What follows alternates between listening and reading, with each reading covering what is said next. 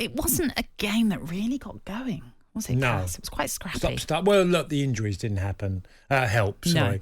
Godfrey's injury, which delayed, 10 minutes into the first half, was a big part of, it just, you're right, it never got going. And, I mean, Everton, if ever a team was screaming out for a centre-forward, it was Everton. They really did look like they miss... I always associate Everton with one of the greatest clubs of leading the line centre-forwards. If you go through their history from the 70s to the 80s and 90s, they've had them all. They've had Duncan Ferguson, they've had Lukaku, they've had Bob Latchford, Joe Royal, who's Sharp, Graham Sharp, Andy Gray. Loads and loads of...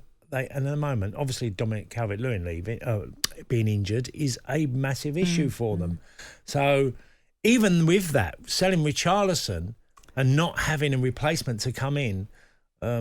even if Calvert-Lewin was fit, you could see that Everton is so short up front in that position, centre forward, which they paid a price for yesterday. Yeah, you're absolutely right. They were woefully short of quality up front, and a lot for Anthony Gordon to sort of bear on his shoulders as he was put in that sort of unrecognised, the number False 9 role. Yeah. But ultimately, they also came up against a really experienced Chelsea defence. Thiago's you're thinking Koulibaly and Thiago, well, they're both very experienced, and Thiago's so composed that he doesn't get phased at all, and he gives very little away, and it stood out in the massive difference between the two teams yesterday. What did you make of the debut then for Koulibaly? Done okay. Solid. Yeah, pretty solid. No nonsense, but, similar vein to what Rudiger does. Didn't get himself in any trouble, really. I mean, look, the penalty was... Decore's got himself the wrong side, and then he's tried to make up for it and ends up giving a foul. And I mean, Sterling was causing a lot of problems. I thought he played well for Chelsea. I thought he really looked sharp. And he's, if you give Raheem half a yard and he breaks on you, you're in trouble. You're not going to catch him.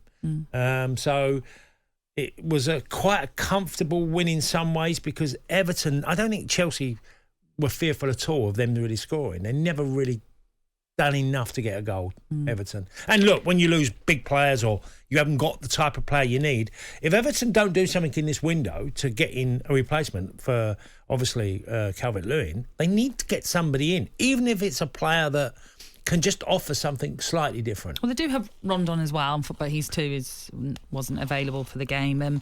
But yeah, there's talk of Conor Cody coming in at Everton. Does it surprise you that they're looking at him? I'm sure they're looking at a striking option as well, but that's the name that's being talked about more than any other kind of player coming in.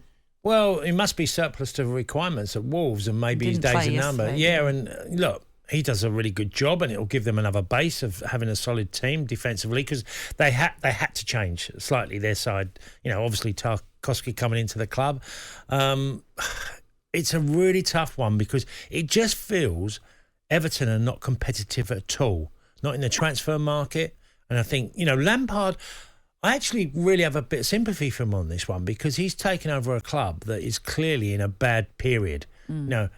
For a long time, Everton have been a very strong, aggressive club and got a lot wrong in their transfers. But now he's got a club that feel like a wounded animal in the Premier League. Yeah, no, you're right. And just in terms of Chelsea, obviously Thomas Tuchel will be happy with the fact that they come away with a victory, especially as last season they didn't beat Everton. No, so there's a positive for them to take already in this. There's still work for Chelsea to do in this transfer market. We're still looking to see if they're going to fill the hole left by Romelu Lukaku. But from what you saw of Kai Havertz, is he still able to be that false number 9? Is that someone that you think that he can go throughout the rest of the season being in that role? Well, it's really hard, because I don't quite know I can't really work out his best position. So he certainly doesn't look like he can lead the line on a regular basis, game after game during the season. And in some ways, for someone quite big, because he's still, again, a very young man, he's quite slight, he just doesn't have the physical presence that you'd need in certain scenarios. Always willing runner, quick enough, gets goals but not the numbers you'd expect for a club that you'd think, if they want to challenge Champions League football or want to go, very close to being a title team again, he just doesn't tick that box yet. And I've seen an improvement in him, but he's not really been a a 72, £1 million player that's come in and really blew everything away. He's not done that at all in his performances. So they definitely need more. I'm actually shocked that Chelsea haven't bought somebody in as well, because we're not only losing Lukaku, Timo Werner's definitely not going to be available. It looks like he's out of the club. So Chelsea, unless they've got a youngster we don't know too much about that they might be prepared to throw in, which seems highly unlikely at the moment, they need to get someone in to be a goal scorer for that football club. Well, Broja came on, didn't he? He was an option that they brought on. And also Conor Gallagher, which quickly mentioned, he came on for Chelsea as well in that game. The Sunday Sports Breakfast with Natalie Sawyer and Tony Cascarino. Sunday mornings from 6 on AM, on DAB, via the talkSPORT app and on your smart speaker. talkSPORT.